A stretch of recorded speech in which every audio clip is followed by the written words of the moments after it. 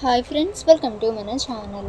Friends, ఈరోజు వీడియోలో roof top solar యోజనకి సంబంధించి ఎలా అప్లై చేసుకోవాలో ఈ వీడియోలో మనం తెలుసుకుందాము.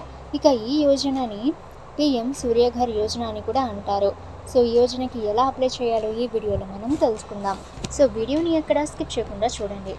అలాగే ఫ్రెండ్స్, ఇటువంటి లేటెస్ట్ ఇన్ఫర్మేటివ్ వీడియోస్ అందరికంటే ముందుగా మీరు పొందాలి అనుకుంటే మన ఛానల్ని సబ్స్క్రైబ్ చేసి బెల్ ఐకాన్ని ఆల్ మీద ట్యాప్ చేయండి.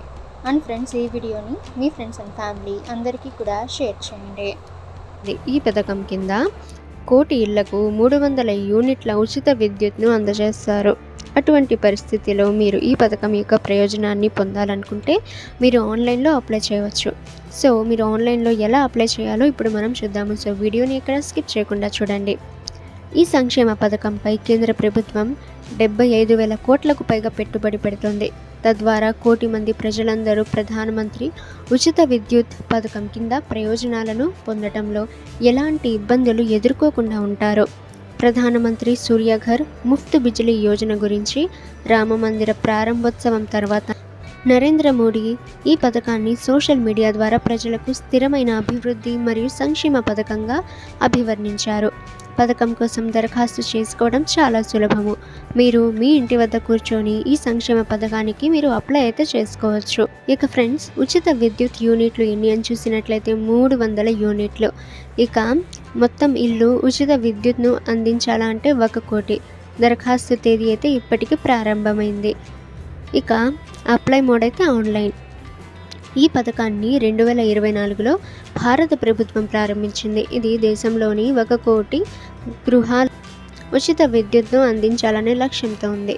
ఈ పథకం కింద ప్రభుత్వం ఇళ్లపై సోలార్ ప్యానెళ్లను ఏర్పాటు చేసుకునేందుకు సబ్సిడీని అందిస్తుంది. ఈ సూర్యఘర్ ఉచిత విద్యుత్ పథకం కింద ప్రధానమంత్రి సూర్యఘర్ ఉచిత విద్యుత్ పథకం సోలార్ సిస్టమ్ మీ ఇంటి పైకప్పుపై అమర్చబడుతుంది. దీనివలన మీ విద్యుత్ను మీరు ఆదా అయితే చేస్తారు.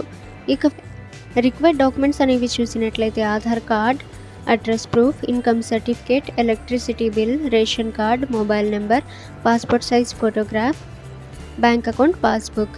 ఇక ఎలిజిబిలిటీ క్రైటీరియా చూసినట్లయితే సో ఎవరైతే ఈ పథకానికి అప్లై చేసుకుంటున్నారో సో వాళ్ళకి అంటే వాళ్ళ యాన్యువల్ ఇన్కమ్ అయితే వార్షిక ఆదాయం అయితే 1.5 లక్షలకి మించి ఉండకూడదు. అలాగే ఫ్రెండ్స్, వాళ్ళ ఫ్యామిలీలో గవర్నమెంట్ జాబ్ పొంది ఉంటే సో వాళ్ళు ఈ యోజనకి అప్లై అయితే చేసుకోలేరు. అలాగే అప్లికెంట్కి సో ఎవరైతే ఈ దరఖాస్తుదారు ఉన్నారో సో వాళ్ళకి వాళ్ళ సొంత ఇల్లు అయితే ఉండాలి. ఈ యోజనకి అప్లై చేయవచ్చు. అలాగే మీ బ్యాంక్ అకౌంట్కి ఆధార్కి లింక్ అయితే ఉండాలి.